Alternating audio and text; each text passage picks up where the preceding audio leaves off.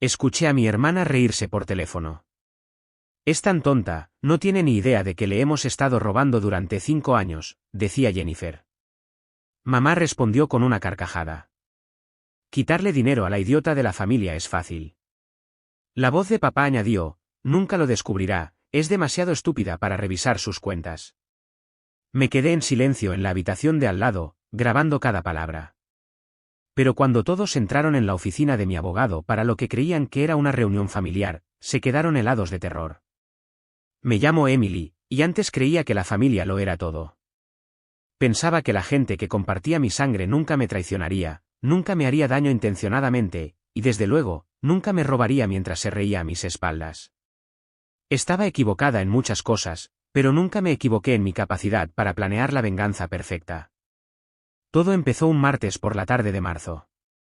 Había llegado antes del trabajo en la empresa Etanetín, donde trabajaba como jefa de cuentas. La casa estaba tranquila, o eso creía yo. Mis padres, Michael y Linda, me habían dejado quedarme en su casa de huéspedes detrás de la propiedad principal mientras ahorraba para la entrada de mi propia casa.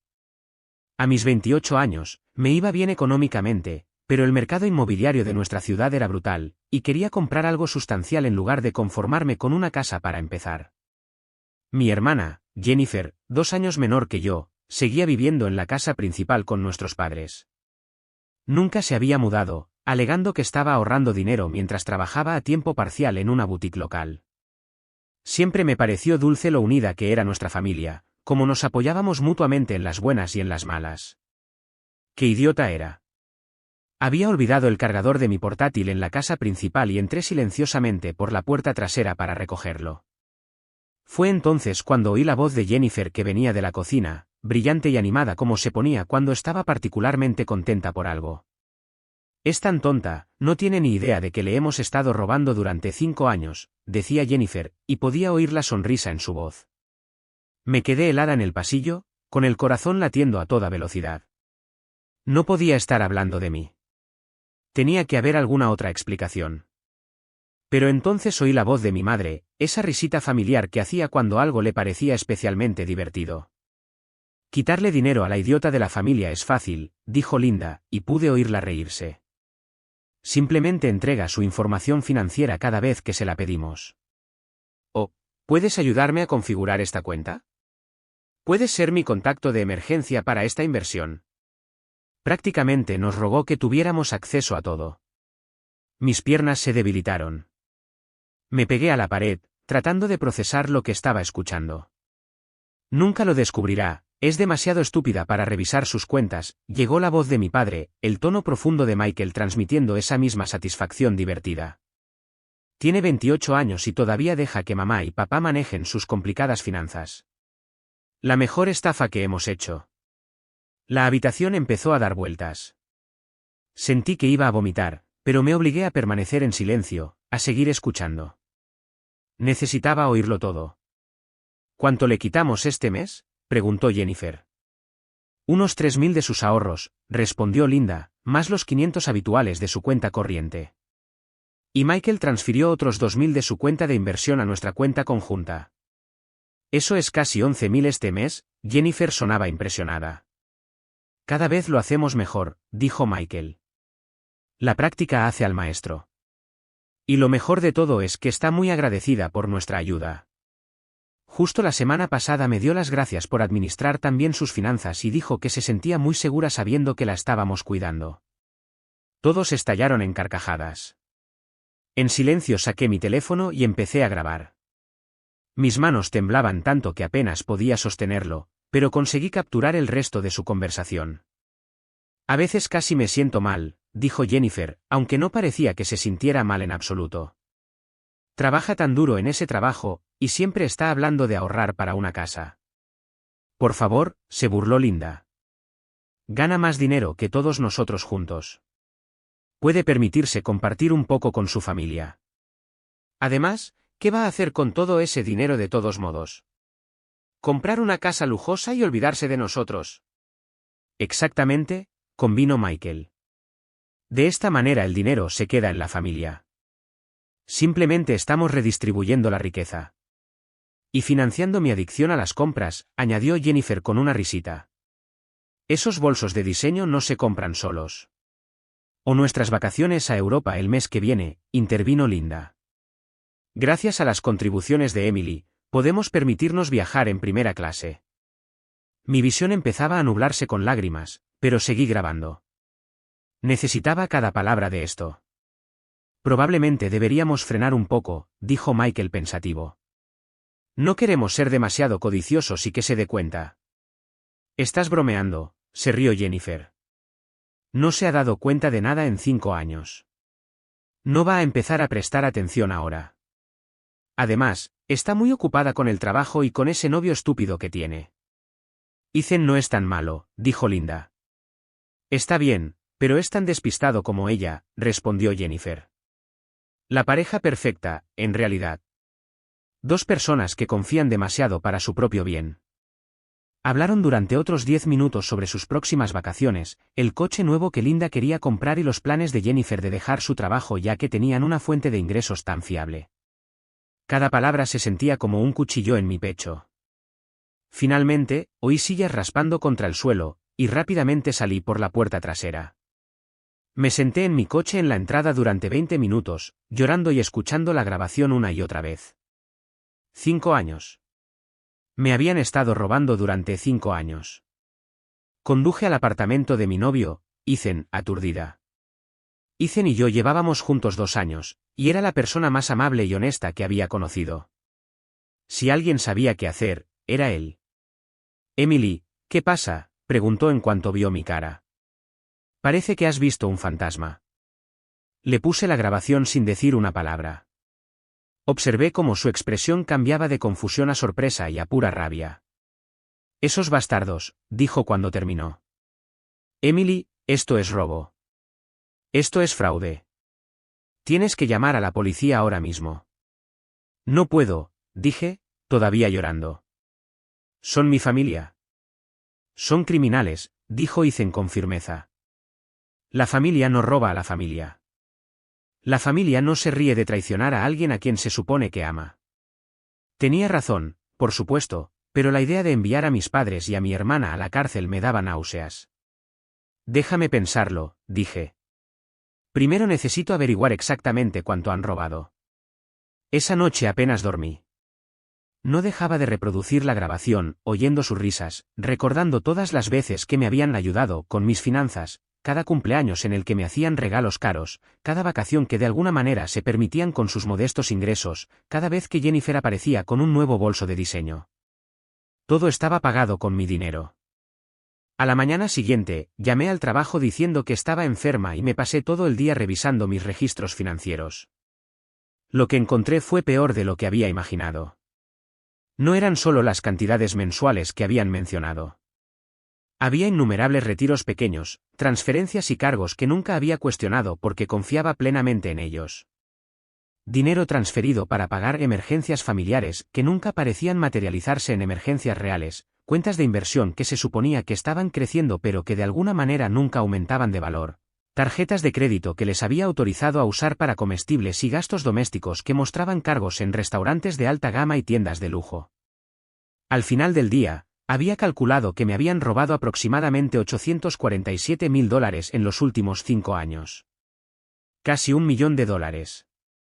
Me quedé mirando el número en la pantalla de mi ordenador, sintiéndome entumecida. Esa era mi casa. Ese era mi futuro. Esa era mi seguridad financiera. Y me lo habían quitado todo mientras me llamaban idiota a mis espaldas. Llamé a Ethan y le pedí que viniera. Cuando le mostré los cálculos, se puso pálido. Emily, esto no es solo robo, dijo en voz baja. Esto es hurto mayor. Esto es fraude grave. Esto es suficiente dinero para meterlos en la cárcel durante décadas. Lo sé, dije, y sé exactamente lo que voy a hacer al respecto. Las siguientes semanas fueron las más duras de mi vida. Tuve que seguir viviendo detrás de su casa, viéndolos todos los días, fingiendo que nada había cambiado. Tuve que sonreír cuando me preguntaban cómo iban mis ahorros, asentir cuando me daban consejos financieros y darles las gracias cuando se ofrecían a ayudarme con mis cuentas. Cada mañana sentía que estaba haciendo una actuación. Me despertaba, me duchaba, me vestía para ir al trabajo y pasaba por delante de la casa principal donde vivían mis ladrones. A veces veía a mi madre regando sus flores, flores que probablemente estaban pagadas con mi dinero, y ella me saludaba alegremente y me preguntaba cómo iba mi día. Yo le devolvía el saludo y le decía que todo iba bien, mientras que lo que quería era gritar. Lo más difícil era la cena. 3 veces a la semana mi familia cenaba junta, una tradición que se remontaba a mi infancia. Siempre me habían encantado estas cenas, la forma en que nos sentábamos alrededor de la mesa y compartíamos historias sobre nuestros días, nos reíamos de los terribles chistes de mi padre y planeábamos actividades para el fin de semana. Ahora, sentarse en esa misma mesa me parecía una tortura. Emily, últimamente pareces distraída, dijo mi madre durante una cena particularmente difícil. ¿Todo está bien en el trabajo? Solo estoy ocupada, respondí, cortando el bistec que probablemente fue comprado con dinero robado de mi cuenta de inversión. Estamos trabajando en una gran campaña para un nuevo cliente. Eso es maravilloso, cariño, dijo mi padre. El trabajo duro da sus frutos. Tu dedicación a tu carrera es realmente admirable. La ironía era asfixiante. Aquí estaba elogiando mi ética de trabajo mientras robaba sistemáticamente las recompensas de ese trabajo. Hablando de trabajo, intervino Jennifer, estoy pensando en dejar mi trabajo en la boutique. Ya no me apasiona mucho la venta al por menor. ¿Qué harías en su lugar?, pregunté, aunque sospechaba que ya sabía la respuesta. Tal vez tomarme un tiempo para averiguar lo que realmente quiero hacer, dijo encogiéndose de hombros. He estado ahorrando algo de dinero para poder tomarme un descanso y explorar mis opciones. ¿Ahorrando algo de dinero? Mi dinero.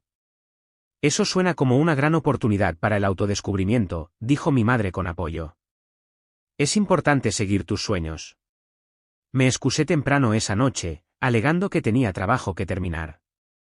De vuelta en la casa de huéspedes, me senté en mi sofá y lloré durante 1 hora. Estas personas que se suponía que me amaban incondicionalmente me habían convertido en su cajero automático personal, y se sentían tan cómodas con su robo que podían sentarse frente a mí y hablar de gastar mi dinero en sus sueños. Pero yo estaba ocupada. Estaba muy ocupada. La actuación se hizo más fácil a medida que pasaban las semanas, en parte porque estaba canalizando mi energía en mi investigación y en parte porque estaba descubriendo un lado de mí que nunca había sabido que existía. Siempre había sido directa y honesta en mis tratos con la gente, a veces hasta el extremo, pero ahora estaba aprendiendo a ser calculadora, paciente y estratégica. Empecé a prestar más atención a sus patrones de gasto. Cuando Jennifer volvía a casa con bolsas de compras, le preguntaba casualmente por sus compras. Cuando mis padres mencionaban que salían a cenar, les preguntaba por el restaurante. Empecé a entender exactamente cómo se gastaba mi dinero robado, y me enfureció. Un sábado seguí a Jennifer al centro comercial. Me quedé lo suficientemente lejos para que no me viera, pero lo suficientemente cerca para ver a dónde iba y qué compraba. En 3 horas, gastó más de $2.000 en varias tiendas, un vestido nuevo en Nordstrom, zapatos en Jimmy Choo, un bolso en COS y joyas en Tiffany. Pagó todo con tarjetas de crédito que ahora estaba segura de que estaban vinculadas a mis cuentas. Ese mismo fin de semana descubrí que mis padres habían reservado un crucero para el mes siguiente. Lo mencionaron casualmente durante el brunch del domingo, hablando de lo emocionados que estaban de ver el Mediterráneo. El crucero era de 2 semanas y costaba $15.000 por una suite con balcón. Eso suena caro, dije con cuidado. Hemos estado ahorrando durante años, respondió mi padre. Tu madre se merece unas buenas vacaciones después de todo su duro trabajo. Mi madre trabajaba a tiempo parcial en una organización sin ánimo de lucro local y ganaba quizá $25.000 al año. Mi padre estaba semi-jubilado y hacía trabajos de consultoría ocasionales que le reportaban quizá $30.000 anuales. No había forma de que pudieran permitirse un crucero de $15.000 con sus ingresos legítimos, pero sí con los míos. Empecé a documentar todo. Llevaba un diario detallado de cada conversación, cada compra que observaba, cada mención de dinero o gastos. Tomé fotos de los recibos que dejaban por la casa, capturas de pantalla de sus publicaciones en las redes sociales mostrando comidas y actividades caras, y copias de cualquier documento financiero que pudiera encontrar. La evidencia más perjudicial provino de la oficina en casa de mi padre. Una noche, cuando todos estaban cenando fuera, entré en la casa principal y revisé su escritorio. Lo que encontré fue un tesoro de documentación que mostraba el alcance total de su robo. Había extractos bancarios de cuentas que no sabía que existían, todas con mi nombre pero con mis padres como usuarios autorizados. Había documentos de inversión con mi firma falsificada, extractos de tarjetas de crédito de tarjetas que nunca había solicitado y documentos de préstamo en los que mi identidad había sido utilizada como garantía. Pero el descubrimiento más impactante fue un cuaderno escrito a mano donde mi padre había estado llevando un registro de su robo. Estaba organizado por mes y año, con entradas detalladas que mostraban exactamente cuánto habían tomado de cada una de mis cuentas y en qué lo habían gastado. El cuaderno se remontaba a 5 años atrás, confirmando mis cálculos iniciales. Según los meticulosos registros de mi padre, me habían robado exactamente $847.327 en 5 años. Fotografié cada página de ese cuaderno, con las manos temblorosas mientras pasaba las páginas.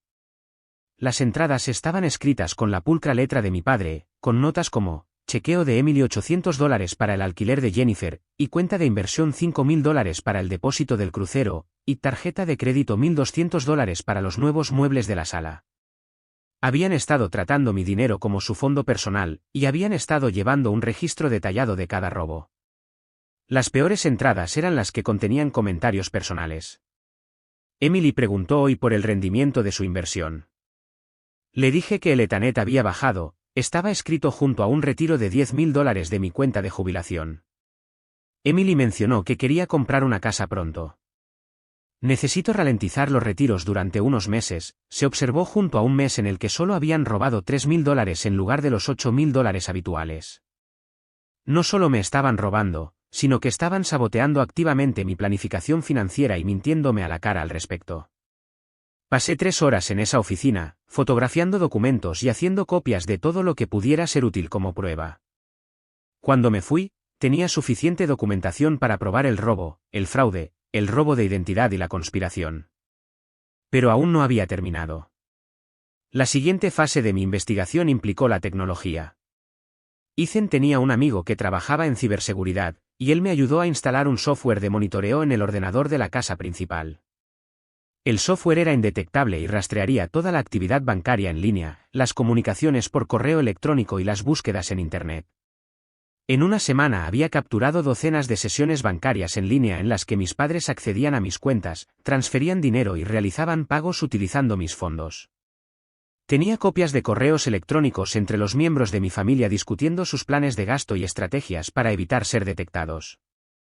Incluso tenía el historial del navegador mostrando que habían investigado cómo falsificar firmas y si los documentos de poder financiero podían ser creados sin el conocimiento del mandante. Los intercambios de correo electrónico eran particularmente condenatorios. En una conversación entre mis padres, mi madre escribió: probablemente deberíamos crear un rastro de papel que demuestre que Emily nos dio permiso para administrar sus cuentas por si acaso alguna vez sospecha. Mi padre respondió: buena idea. Redactaré algo y lo fecharé con fecha anterior. En otro intercambio, Jennifer había enviado un correo electrónico a ambos padres diciendo: ¿podéis aumentar mi asignación mensual? Quiero comprar un coche nuevo, y $2.000 al mes no son suficientes para cubrir mis gastos más el pago del coche. Mi padre respondió: podemos subirlo a $3.000, pero tienes que tener más cuidado con tus gastos. No queremos que Emily se dé cuenta de los grandes retiros irregulares.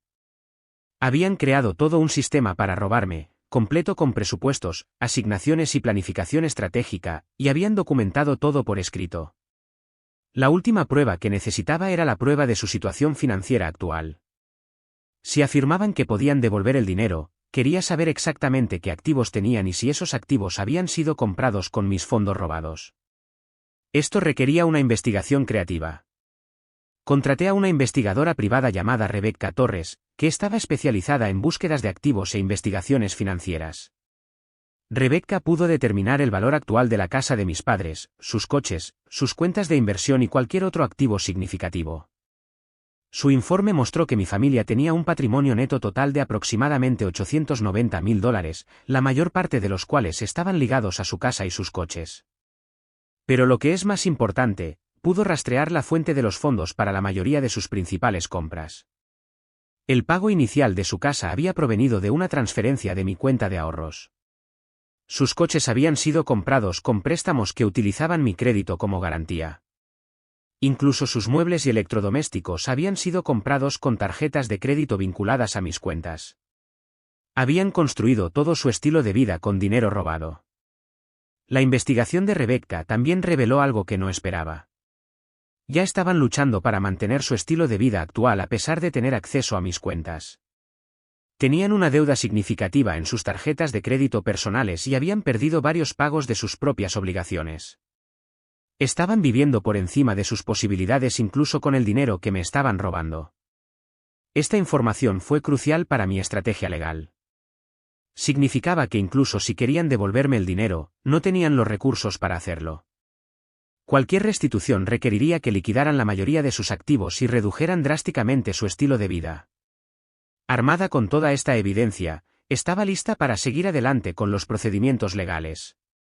Primero, contraté a una contable forense. Margaret Shem fue recomendada por un amigo que trabajaba en la investigación de delitos de cuello blanco, y era exactamente lo que necesitaba: minuciosa, discreta e implacable. Le di acceso a todos mis registros financieros y le pedí que documentara cada transacción fraudulenta. Esto es extenso, dijo después de revisar todo. Quienquiera que haya hecho esto fue muy sistemático. Sabían exactamente lo que estaban haciendo. Tuvieron 5 años para perfeccionar su sistema, respondí. El informe de Margaret fue devastador. Había rastreado cada dólar robado, cada firma falsificada, cada transferencia no autorizada. Tenía documentación que mostraba que mi familia había utilizado mi información personal para abrir tarjetas de crédito a mi nombre, había falsificado mi firma en documentos de inversión y había vaciado sistemáticamente mis cuentas haciéndolo parecer una gestión financiera legítima. A continuación, contraté a un abogado. David Rodríguez era socio de uno de los bufetes de abogados más prestigiosos de la ciudad, y su especialidad eran los delitos financieros. Era caro, pero teniendo en cuenta la cantidad de dinero que estaba tratando de recuperar, la inversión tenía sentido. ¿Quieres seguir adelante con esto penal o civilmente?, preguntó después de revisar el informe de Margaret. Ambos, dije sin dudarlo. Eso va a ser un proceso muy público, muy complicado, advirtió. ¿Está preparada para eso? Se rieron de mí por llamarme idiota, dije. Me llamaron demasiado estúpida para averiguarlo. Veamos lo inteligentes que se creen cuando estén esposados. David sonrió. No era una sonrisa agradable. Ya me caes bien. Mientras Margaret y David trabajaban en los aspectos legales, yo me centré en reunir pruebas. Instalé un pequeño dispositivo de grabación en la casa principal, lo cual era técnicamente legal ya que era residente de la propiedad. Documenté cada conversación que pude sobre su situación financiera, sus hábitos de gasto y su continuo robo de mis cuentas. También empecé a llevar un blog detallado de su comportamiento, las nuevas compras de Jennifer, los planes de vacaciones de mis padres, cualquier mención de dinero o finanzas. Tomé fotos de los recibos que dejaban por la casa, documenté las compras caras e incluso los seguí a algunos de sus viajes de compras. Mi investigación dio un giro inesperado cuando descubrí algo que lo cambió todo. Al revisar los documentos financieros que había fotografiado de la oficina de mi padre, encontré una serie de papeles que revelaban el verdadero alcance de su traición. Escondidas en una carpeta manila etiquetada como documentos fiscales había facturas médicas. Mis facturas médicas. Hace 4 años, tuve un accidente de coche que requirió cirugía y una extensa fisioterapia. Mi seguro había cubierto la mayor parte de los costes, pero había habido importantes gastos de bolsillo que pensé que mis padres me habían ayudado a pagar. La verdad era mucho peor. Según los documentos, mis padres habían presentado una demanda contra la compañía de seguros del otro conductor en mi nombre, reclamando daños por pérdida de salario, dolor y sufrimiento, y gastos médicos futuros. Me habían convencido de que firmara algunos documentos del seguro después del accidente, pero lo que realmente había firmado eran documentos de poder que les daban autoridad para manejar asuntos legales en mi nombre. El acuerdo había sido por $185.000. Nunca había visto un centavo de ese dinero. Cuando pregunté por el estado de la demanda meses después del accidente, me dijeron que el caso todavía estaba pendiente y que estas cosas tardan años en resolverse. Mis padres habían utilizado documentos de poder legítimos que había firmado sin saberlo para resolver la reclamación y quedarse con los $185.000 completos para ellos. Según la documentación, el acuerdo se había alcanzado hace 2 años, pero me habían dicho que el caso seguía en curso. El dinero del acuerdo había sido depositado directamente en una cuenta que yo no conocía, y desde allí había sido utilizado para pagar sus vacaciones europeas el año anterior, el coche de Jennifer y varias otras compras de lujo. Me senté en mi coche fuera de una cafetería, mirando los documentos del acuerdo, sintiendo que iba a vomitar. Esto ya no era solo un robo. Esto era robo de identidad, fraude de seguros y falsificación. Estos eran delitos federales que podrían resultar en décadas en prisión. Pero había más. En la misma carpeta encontré pruebas de que habían estado haciendo que mi correo financiero fuera redirigido a un apartado de correos que controlaban. Había copias de extractos bancarios, informes de inversión y documentos fiscales que nunca había recibido. Descubrí que se habían puesto en contacto con cada institución financiera, alegando que me había mudado y proporcionando el apartado de correos como mi nueva dirección. Habían estado interceptando documentos financieros críticos durante 2 años, lo que explicaba por qué a veces recibía extractos incompletos o tenía que solicitar duplicados de formularios fiscales. La lista era extensa: extractos bancarios, informes de inversión, documentos de seguros, formularios fiscales e incluso corresponsales del Departamento de Recursos Humanos de mi empleador sobre mi cuenta 401k. Habían estado interceptando sistemáticamente cualquier correo que pudiera revelar su robo o proporcionarme información precisa sobre mi situación financiera. Mi investigación había descubierto una empresa criminal que iba mucho más allá del simple robo. Habían creado un sofisticado sistema de fraude que involucraba robo de identidad, fraude postal, fraude de seguros, fraude fiscal y explotación financiera sistemática. La cantidad total que me habían robado ascendía ahora a $1.322.327, los $847.327 originales más los $185.000 del acuerdo. Llamé a Ethan inmediatamente y le pedí que se reuniera conmigo. Cuando le mostré los documentos del acuerdo y le expliqué lo de la redirección del correo, se quedó sin palabras. Emily, dijo finalmente, esto va mucho más allá de lo que imaginaba. Esto no es solo abuso financiero familiar, esto es crimen organizado. Lo sé, dije, y me voy a asegurar de que paguen por cada centavo. Esa noche no pude dormir. No dejaba de pensar en todas las veces, en los últimos años, en las que había estado confundida con mis finanzas. Había discrepancias en mis cuentas que no podía explicar, extractos que nunca llegaban a inversiones con un rendimiento que parecía inconsistente con las condiciones del mercado. Siempre había asumido que era la confusión normal que conlleva la gestión de múltiples cuentas e inversiones. Había confiado en mis padres cuando me decían que los mercados eran volátiles, que mis inversiones estaban funcionando como se esperaba y que no debía preocuparme por los detalles siempre y cuando la tendencia general fuera positiva. Ahora entendía que cada pregunta que había hecho había sido una amenaza para su sistema. Cada vez que me había preguntado sobre un extracto faltante o un saldo de cuenta confuso, se habían esforzado por crear explicaciones que me impidieran investigar más a fondo. Recordé una conversación de hace aproximadamente 1 año cuando mencioné que quería consolidar mis cuentas para que fueran más fáciles de administrar. Mi padre lo había desaconsejado enérgicamente, diciendo que la diversificación era importante y que tener cuentas en varias instituciones era una estrategia financiera inteligente. En ese momento, pensé que estaba siendo protector y sabio. Ahora me di cuenta de que estaba protegiendo su capacidad para robarme. También recordé varias ocasiones en las que había intentado acceder a mis cuentas en línea y me habían dicho que mi contraseña era incorrecta. Cuando llamé a los bancos para restablecer mis contraseñas, me dijeron que las preguntas de seguridad se habían cambiado recientemente. Mis padres habían estado cambiando mis contraseñas y preguntas de seguridad para evitar que accediera a mis propias cuentas. Cuanto más lo pensaba, más me daba cuenta de lo extensamente que habían manipulado mi vida financiera. Habían estado interceptando mi correo, cambiando mis contraseñas, falsificando mis firmas, presentando declaraciones de impuestos fraudulentas e incluso resolviendo demandas legales en mi nombre, todo mientras mantenían la fachada de familiares cariñosos y solidarios que me estaban ayudando a administrar mis finanzas. Fue durante una de estas sesiones de vigilancia que escuché la conversación que selló su destino. Estaba sentada en una cafetería frente a la joyería donde Jennifer estaba comprando cuando la vi salir con una bolsa de Tiffany & Company. Estaba hablando por teléfono, y mientras pasaba por la ventana donde yo estaba sentada, pude escuchar su conversación. Acabo de comprar los aretes de diamantes más hermosos, estaba diciendo. $4.000, Pero oye, no es mi dinero, ¿verdad? Se rió de lo que dijo la persona al otro lado de la línea. Por supuesto, es de la cuenta de Emily. Dios, es tan estúpida. Ayer le agradeció a papá por mantener sus cuentas organizadas. Si tan solo supiera que está organizando el dinero directamente en nuestros bolsillos. Más risas. Estamos pensando en comprar una segunda casa, continuó, algo en la playa. Le hemos quitado tanto a ella a lo largo de los años que podemos permitirnos una buena cuota inicial.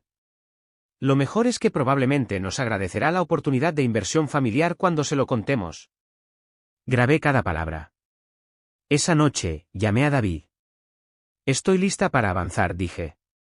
Quiero presentar cargos, presentar la demanda civil y recuperar cada centavo que robaron. ¿Estás absolutamente segura?, preguntó. Una vez que iniciemos este proceso, no hay vuelta atrás. Tu relación con tu familia habrá terminado. Mi relación con mi familia terminó el día en que decidieron robarme y reírse de ello, respondí. Destruyámoslos. El plan de David era hermoso en su simplicidad. Iba a invitar a mi familia a su oficina con el pretexto de una reunión de planificación financiera familiar. Le había mencionado a mis padres que estaba pensando en hacer algunos cambios en mis arreglos financieros y quería incluirlos en la discusión ya que habían sido de gran ayuda a lo largo de los años. Es una idea maravillosa, cariño, había dicho mi madre cuando lo mencioné. Nos encantaría ayudarte a planificar tu futuro. Absolutamente, asintió mi padre. Queremos asegurarnos de que estés tomando decisiones inteligentes con tu dinero. Jennifer había sido igualmente entusiasta. Es muy inteligente de tu parte incluirnos, dijo. Sabemos cuánto te cuesta lidiar con las cosas financieras. Si tan solo supieran. La reunión estaba programada para un viernes por la tarde. David había hecho los arreglos para que estuviera presente un taquígrafo judicial, así como un detective de la Unidad de Delitos Financieros. Margaret estaría allí con su informe de contabilidad forense, y yo estaría allí con mis grabaciones y 5 años de pruebas documentadas. Apenas dormí la noche anterior. No dejaba de pensar en lo diferente que podría haber sido mi vida si nunca me hubiera enterado de su traición. Habría seguido trabajando y ahorrando, sin entender nunca por qué no parecía salir adelante financieramente. Habría seguido confiando en ellos, seguir pidiendo su ayuda, seguir agradeciéndoles su apoyo. Habría sido su víctima para siempre, pero ya no más. Llegué a la oficina de David 30 minutos antes. La sala de conferencias estaba perfectamente dispuesta, una mesa larga con sillas en un lado para mi familia y sillas en el otro lado para mí, David, Margaret y el detective Johnson. El taquígrafo judicial estaba instalado en la esquina, y había cámaras colocadas para grabar todo. ¿Estás lista para esto?, preguntó David. He estado lista durante meses, respondí. Mi familia llegó exactamente a tiempo. Todos estaban bien vestidos, mis padres con su mejor atuendo de negocios, Jennifer con un vestido nuevo que probablemente costaba más que el alquiler de la mayoría de la gente. Entraron en la sala de conferencias charlando y riendo, completamente relajados y desprevenidos. Luego vieron a las otras personas en la sala, y sus expresiones cambiaron instantáneamente. Emily, dijo mi padre lentamente, ¿qué está pasando aquí? ¿Quiénes son todas estas personas? Por favor, tomen asiento, dijo David profesionalmente. Soy David Rodríguez, el abogado de Emily. Ella es Margaret Chen, contadora forense, y el detective Johnson de la Unidad de Delitos Financieros. Tenemos algunos asuntos que discutir con ustedes. Vi cómo el color se drenaba de sus rostros al darse cuenta de lo que estaba sucediendo. Jennifer incluso dio un paso atrás hacia la puerta, pero el detective Johnson ya estaba posicionado allí. No entiendo, dijo mi madre, con la voz temblorosa. Emily, ¿de qué se trata esto? La miré por un largo momento, recordando todas las veces que me había abrazado y me había dicho que me amaba, todas las veces que se había ofrecido a ayudarme con mis finanzas, todas las veces que había preguntado sobre mis ahorros e inversiones con falsa preocupación en su voz. Se trata del dinero, dije en voz baja. Se trata de los $847,327 que me han robado en los últimos 5 años. El silencio en la habitación era ensordecedor. Eso es ridículo, dijo mi padre, pero su voz era débil. Nunca te hemos robado nada. Te hemos estado ayudando a administrar tus finanzas. ¿Transfiriendo mi dinero a sus cuentas personales?, pregunté. ¿Usando mis tarjetas de crédito para sus gastos personales? ¿Falsificando mi firma en documentos de inversión? Jennifer se sentó pesadamente en una de las sillas, con el rostro blanco como el papel. Tengo grabaciones, continué, sacando mi teléfono. ¿Les gustaría escucharlas? Puse la grabación de esa primera noche, aquella en la que me habían llamado idiota y se habían reído de lo fácil que era robarme. Observé sus rostros mientras escuchaban sus propias voces admitiendo sus crímenes, bromeando sobre mi estupidez. Cuando terminó la grabación, mi madre estaba llorando. Emily, podemos explicar, comenzó. No son necesarias explicaciones, interrumpió David. Señora Johnson, tenemos evidencia documentada de fraude financiero sistemático, robo de identidad y hurto mayor. La cantidad total robada es de $847,327.89, lo que constituye múltiples cargos de delito grave para cada uno de ustedes. Deslizó copias del informe de Margaret a través de la mesa. Esta contabilidad forense muestra cada transacción fraudulenta, cada firma falsificada, cada transferencia no autorizada. Tenemos 5 años de documentación. Mi padre tomó el informe con manos temblorosas. Mientras hojeaba las páginas, su rostro pasó de pálido a verde.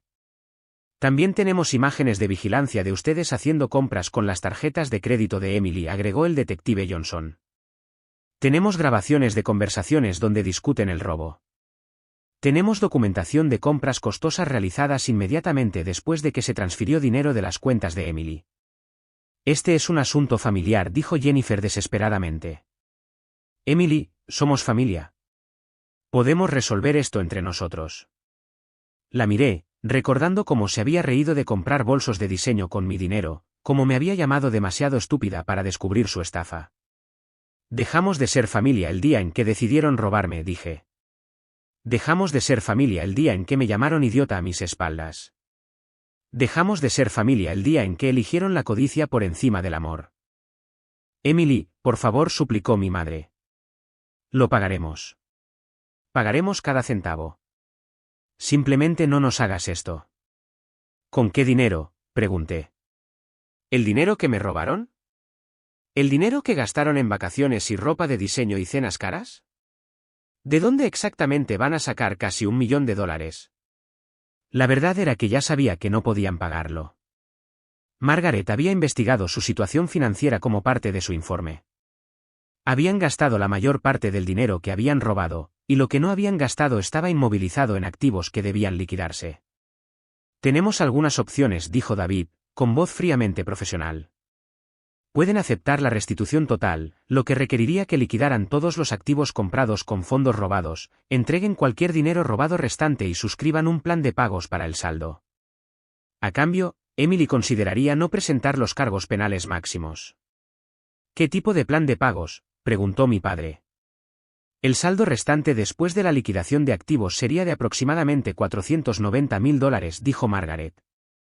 Con un plan de pagos razonable, estarían considerando pagos de alrededor de $3.200 por mes durante los próximos 15 años.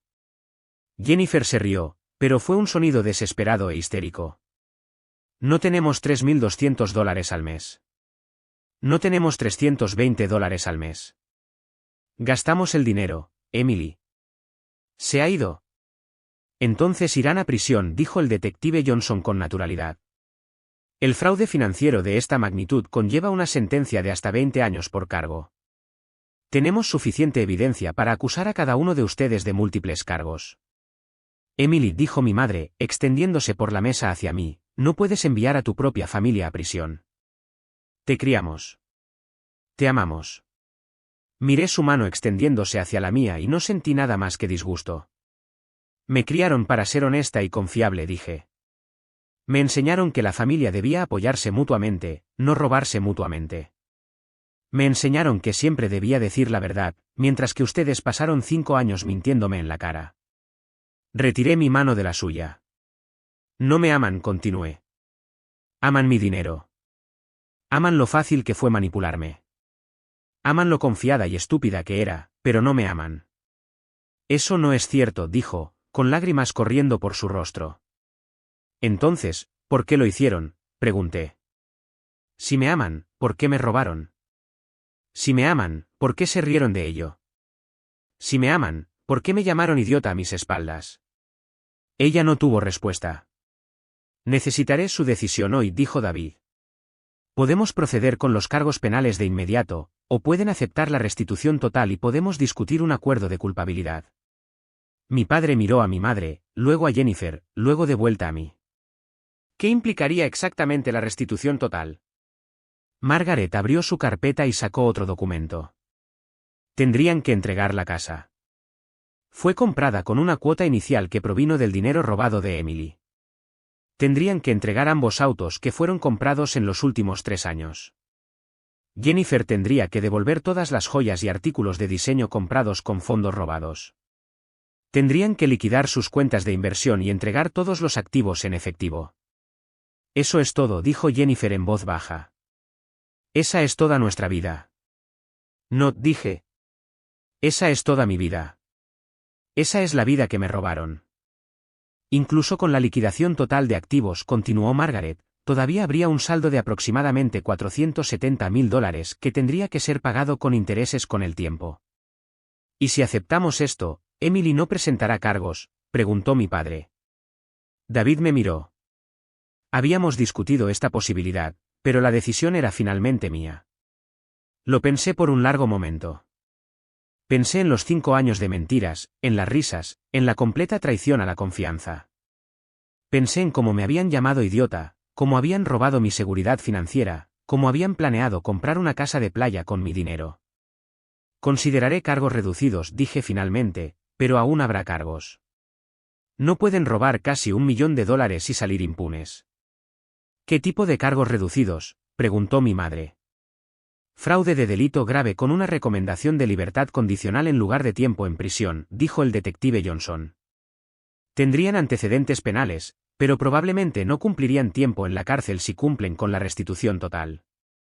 Mi familia se miró. Estaban atrapados, y lo sabían. Necesitamos tiempo para pensarlo, dijo mi padre. Tienen hasta el lunes, respondió David. Si no aceptan la restitución total para el lunes por la mañana, presentaremos cargos por el monto total con una recomendación de la sentencia máxima. La reunión terminó con mi familia saliendo en un silencio atónito. Los vi partir, sintiendo una mezcla de satisfacción y tristeza.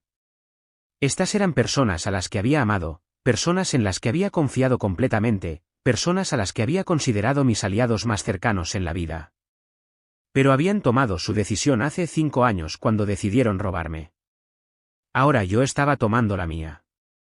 Durante el fin de semana, saqué todas mis pertenencias de la casa de huéspedes y las llevé al apartamento de Ethan. No podía soportar la idea de pasar otra noche en su propiedad. El lunes por la mañana, sonó mi teléfono. Era mi padre. Aceptaremos tus términos, dijo en voz baja. Restitución total, liquidación de activos y los cargos reducidos. Elección inteligente, dije. El proceso legal tardó 6 meses en completarse. Durante ese tiempo, vi cómo la vida de mi familia se desmoronaba por completo. Tuvieron que vender la casa y mudarse a un pequeño apartamento. Tuvieron que entregar ambos autos y comprar un sedán usado. Jennifer tuvo que devolver miles de dólares en joyas y ropa de diseño. Mis padres tuvieron que liquidar sus cuentas de jubilación y sus carteras de inversión. Lo más importante, todos tuvieron que declararse culpables de cargos de fraude de delito grave. Cada uno recibió 3 años de libertad condicional, servicio comunitario y antecedentes penales permanentes.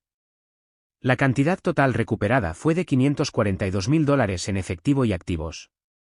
Los $490,327 restantes se estructuraron como un plan de pagos que les tomaría 15 años completar, asumiendo que pudieran mantener los pagos mensuales. Durante esos 6 meses, ninguno de ellos intentó contactarme directamente. Escuché a través de amigos en común que le estaban diciendo a la gente que había reaccionado de forma exagerada y que todo era un malentendido. Algunos parientes se pusieron de su lado, diciendo que la familia debe perdonar a la familia y que yo estaba siendo demasiado dura. No me importó. Había aprendido por las malas que no todos los que comparten tu sangre tienen tus mejores intereses en el corazón. El día en que se finalizó el acuerdo, recibí una llamada de Jennifer. Era la primera vez que alguno de ellos me contactaba desde la reunión en la oficina de David. Emily dijo, y pude escuchar que estaba llorando, lo siento mucho. Lo sentimos mucho. Nunca quisimos que llegara tan lejos. Nunca quisiste que te atraparan, la corregí. Eso no es cierto, dijo. Te amamos. Te extrañamos. ¿No podemos encontrar una manera de arreglar esto? Pensé en su pregunta, ¿podríamos arreglar esto? ¿Podría volver a confiar en ellos? ¿Podría volver a mirarlos sin recordar cómo se habían reído de robarme? Jennifer, dije, ¿entiendes lo que me hiciste? Tomamos algo de dinero, dijo.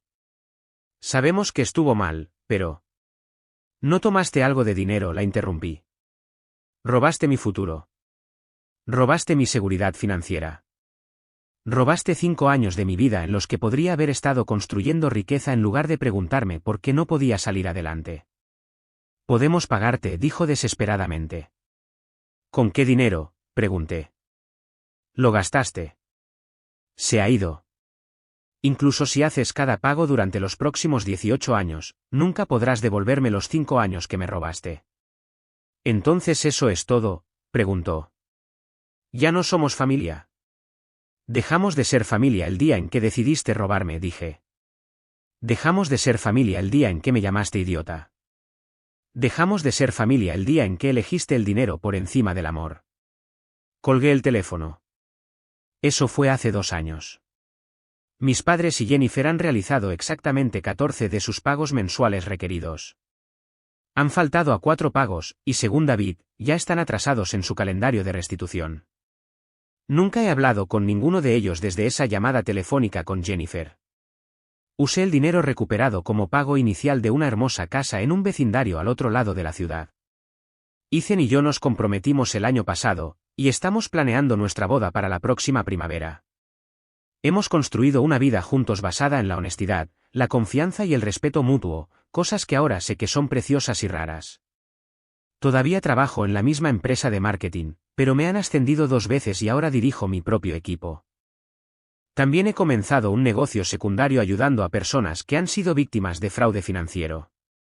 Resulta que el abuso financiero familiar es más común de lo que la mayoría de la gente cree, y mi experiencia me ha ayudado a guiar a otros a través del proceso de recuperación y justicia. Algunas personas piensan que fui demasiado dura con mi familia.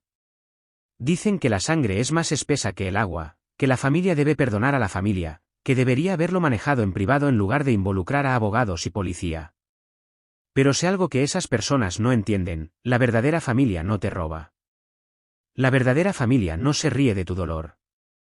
La verdadera familia no pasa 5 años traicionando sistemáticamente tu confianza mientras te llama idiota a tus espaldas. La familia en la que nací me mostró su verdadera naturaleza cuando pensaron que no estaba escuchando. La familia que he elegido, Ethan, mis amigos cercanos, mi mentor David, incluso mi contadora forense Margaret, que se ha convertido en una buena amiga, me ha mostrado cómo se ven la verdadera lealtad y el amor. Duermo bien por la noche sabiendo que tomé la decisión correcta. Tengo mi seguridad financiera de vuelta. Tengo personas en mi vida que realmente se preocupan por mí, y tengo la satisfacción de saber que las acciones tienen consecuencias. Mi hermana tenía razón sobre una cosa en esa conversación que escuché: soy lo suficientemente inteligente como para descubrirlo. Descubrí exactamente quiénes eran en realidad, y descubrí exactamente cómo hacer que pagaran por ello. Y a pesar de lo que pensaban, nunca fui demasiado estúpida para revisar mis cuentas. Simplemente confiaba demasiado para creer que las personas que amaba me traicionarían tan completamente. Pero aprendí, y me aseguré de que ellos también aprendieran.